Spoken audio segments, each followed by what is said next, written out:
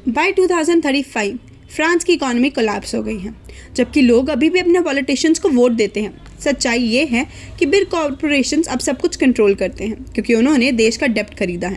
15 billion लोग बेरोजगार हैं और आईफिल टावर के नीचे होमलेस कैंप्स में रह रहे हैं। Rights and protest daily routine का हिस्सा बन जाते हैं, खासकर जब कॉरपोरेशंस उनके पक्ष में रिफॉर्म पास करते हैं। डीरेगुलेटिंग मेनी इंडस्ट्रीज, खासकर most scandalous one, the legislation of human experimentation and performance enhancing stimulants, जो एथलीटों को गिनिया पिग्स में ट्रांसफर करते हैं in exchange for sponsorships and easier wins.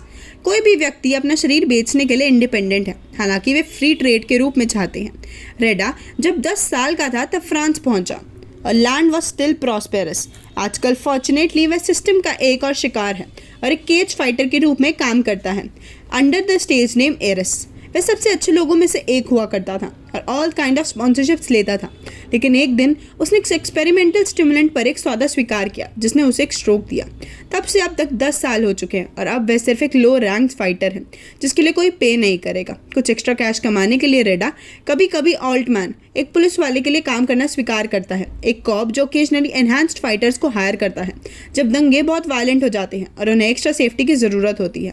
One of these rights के दौरान रेडा ने ऑल्टमैन को एक मिस्टीरियस बड़े आदमी के साथ सौदा करते हुए नोटिस किया। वह अपनी भतीजी एनॉक को प्रोटेस्ट का हिस्सा बनाने के लिए गिरफ्तार होते हुए भी देखता है। दंगों की बात करें तो यह सब पब्लिसिटी डेनोविया कॉरपोरेशन के इन्वेस्टर्स को वरी करने के लिए लगा है, इसलिए इसके सीईओ को कुछ जल्दी से सोचना चाहिए। कुछ समय बाद रेडा एनॉक को जेल से बाहर निकालता है, जैसे कि पूरे शहर में अनाउंसमेंट से पता चलता है कि फायर आर्म्स अब इलीगल हैं। रेडा एनॉक को वापस ले जाता है उसकी बहन कार्ला के लिए, जो प्रोटेस्टर्स के साथ भी काम कर रही हैं। वह और नए मेंबर बोरिस उसे देखते हैं कि डोनेविया के सीईओ स्टिमुलेंट्स के साथ किसी भी तरह की प्रॉब्लम से रिफ्यूज़ कर रहे हैं और कसम खा रहे हैं कि एथलीट्स को रिस्क पता है, जो कि एक झूठ है। हालांकि रेडा को परवाह नहीं है, वह अलाइव रहने के लिए पैसा रखना पसंद करते हैं और मुसीबत से बाहर रहते हैं। बाद में रेडा उसके साथ रात बिताने के लिए ऑल्टमैन के घर जाता है। एनॉक की मदद करने के लिए उसका थैंक्स। कुछ दिनों बाद कॉर्पोरेट एग्जीक्यूटिव एना ने डोनोविया के सीईओ को इन्फॉर्म किया कि उनके लेटेस्ट स्टिमुलेशन टेस्ट फेल हो गए हैं और 10,000 से ज़्यादा लोग मारे गए हैं। सीईओ उसे ऑर्डर करता है रेडा का यूज़ करने के लिए, जो पिछली बार स्टिमुलेंट से बच गया था, भले ही उसने उसको स्ट्रोक दिया हो। द फैक्ट इज़ कि वे आजकल अच्छा नहीं कर रहा है, जो सिर्फ उसकी वापसी की कहानी और एक ज़्यादा पावरफुल कहानी बना देगा उनकी एड्स में। बाद में शाम को जब रेडा अपने कोच को देखने जाता है तो वह एना को कार्यालय में पाता है। वे कहते हैं कि वे डोनेविया के नए स्टिमुलेंट HSX को आजमाएं, क्योंकि he is the only one जिसने अब तक इसे सर्वाइव किया है। हालांकि रेडा ने उन्हें ठुकरा दिया क्योंकि वो एक और स्टॉक का जोखिम नहीं उठाना चाहता। बाद में रेडा कुछ खाने के लिए एक कियोस्क के पास रुकता है और मालिक उसे याद दिलाता है कि वह एक्चुअल में कियोस्क बेच देगा अगर वह मनी लेन में साफ हो जाता है। जब वह घर लौटता है तो रेडा आज की जीत अपनी सेविंग्स के साथ उन बॉक्स में डालता है। अगले दिन रेडा अपने क्रॉस ड्रेसिंग नेबर मायोटसोटिस से टकराता है। उनके बीच अच्छे संबंध नहीं हैं। जब भी वे एक दूसरे को घर में देखते हैं तो एक दूसरे की इंसल्ट करते हैं, लेकिन कम से कम वे एक दूसरे को परेशान नहीं करते हैं। बाहर निकलते समय रेडा को कपल ऑफ कॉप्स रोक लेते हैं और उन्हें यूनिफॉर्म किया कि कार्लो को एक अवैध बंदूक रखने के आरोप में गिरफ्तार किया गया, जिसके लिए उन्हें 5 से 10 साल का टाइम मिल सकता है।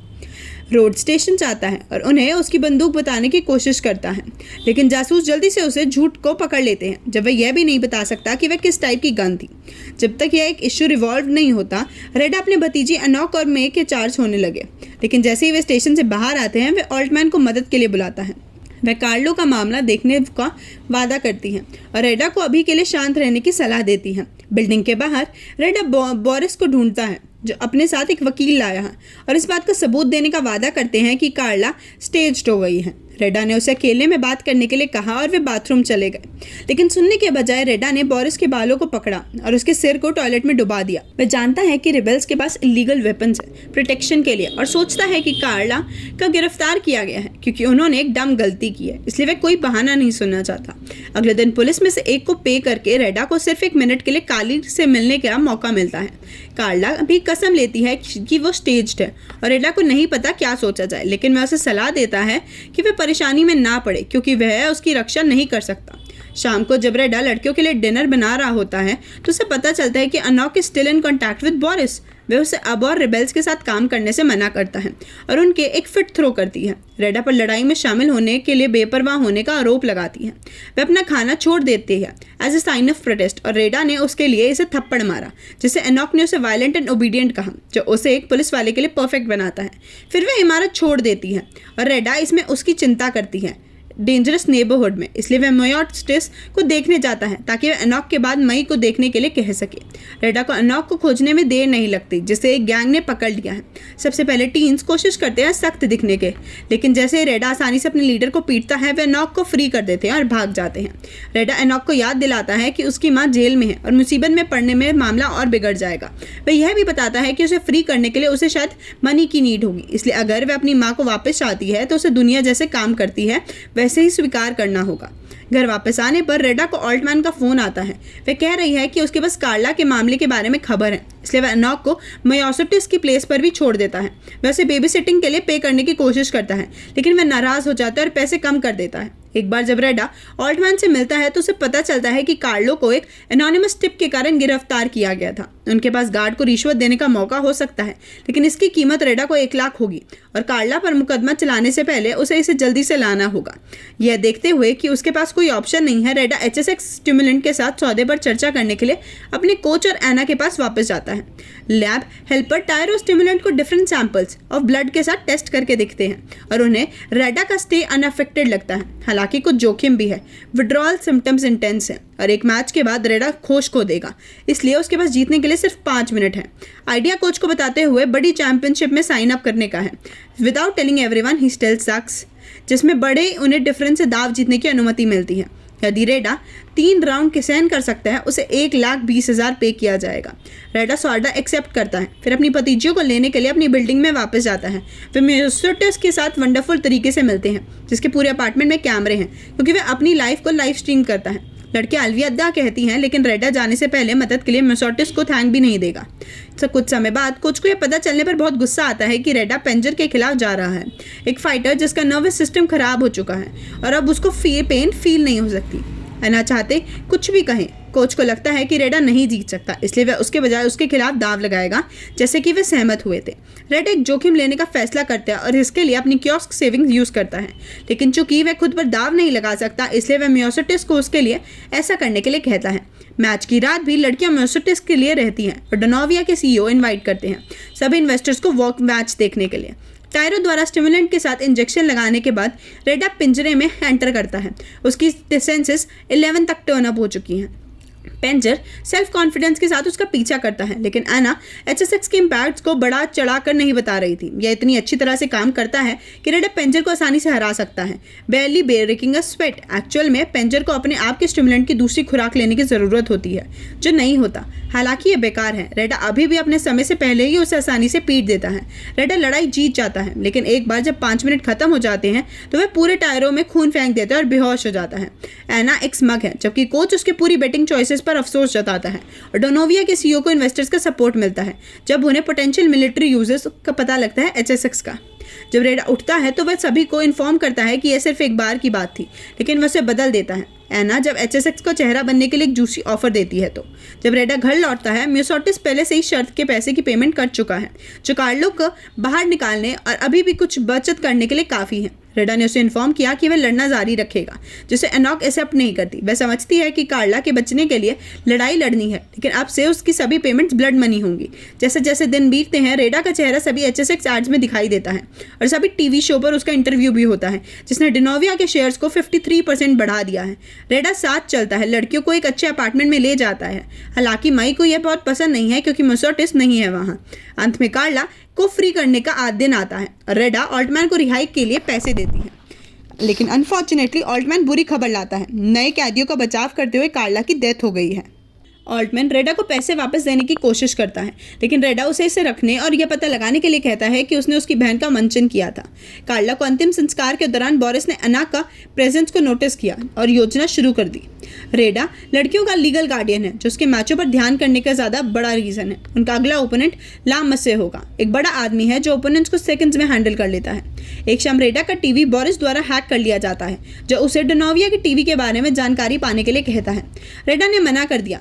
दावा किया कि डोनेविया उसका दुश्मन नहीं है, लेकिन वह दिमाग बदल देता है जब बोरिस उसे दिखाता है कि कार्ला के खिलाफ एनोनिमस टिप जिम के बाहर फोन से आई थी। रेडा अपने कोच को देखने जाता है, लेकिन वह कसम खाता है कि रेडा ही HSX का यूज कर रहा है। रेडा सस्पिशियस होना शुरू हो रहा है, लेकिन वह अभी के लिए कुछ नहीं कहता है।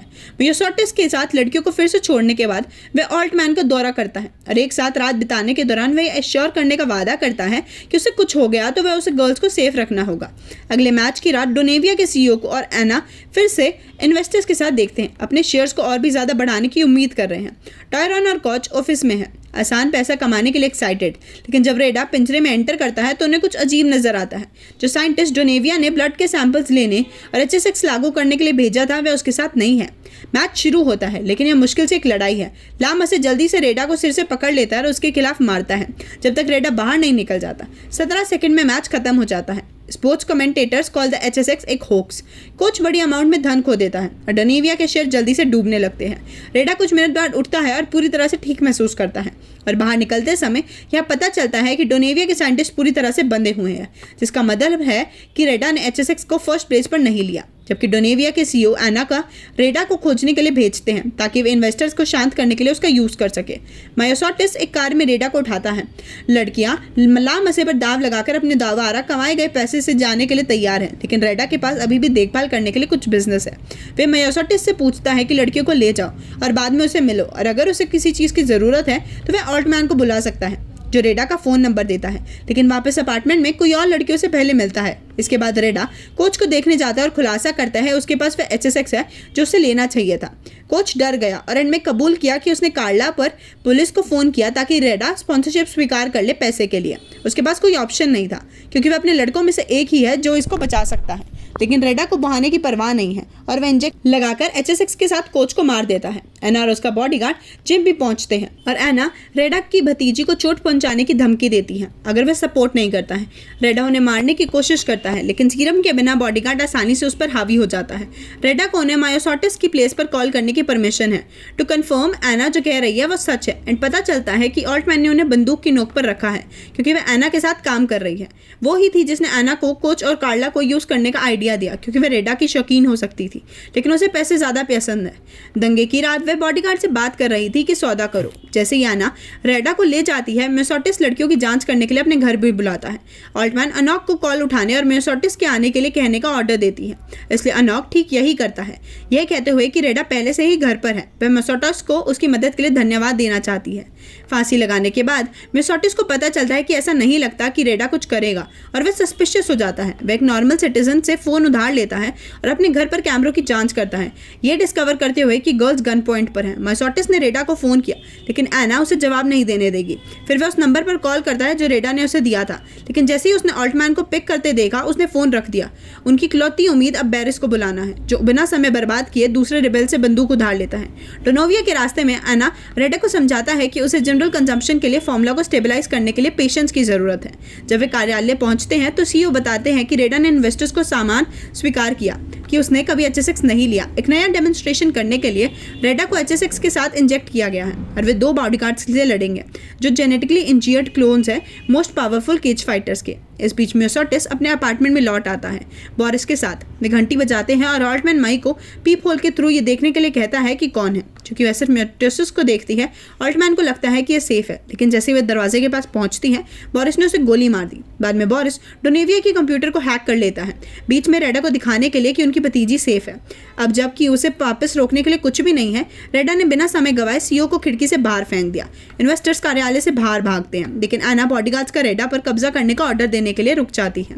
उन्हें याद दिलाती है कि उसे उसकी जरूरत है। सच लिमिटेशंस मीन कि बॉडीगार्ड्स अपनी पूरी शक्ति का यूज करके नहीं लड़ सकते हैं, जिसका मतलब है कि HSS से भरा एक रेडा जिसे उन्हें पीटने में कोई परेशानी नहीं है। बाद में वो बॉडीगार्ड की बंदूक पकड़ लेता है और बोरिस को बुलाता है, जो उसे गाइड करता है कि कैसे कंपनी के कंप्यूटर को रिलीज करना है, सारी इन्फॉर्मेशन डिस्गस्टिंग एक्सपेरिमेंट्स के बारे में। मियोसोटिस और अनॉक के साथ साथ CEO के शरीर को देखने के लिए लोग बाहर इकट्ठा होने लगे जो उसे लेने आए थे। हालांकि रेडा अनॉक का फोन करता है और उसे परेशान ना होने के लिए कहता है जब तक वह पेशेंट 0 रहने के लिए अलाइव है वे अपनी भतीजी को कभी अकेले नहीं छोड़ेंगे।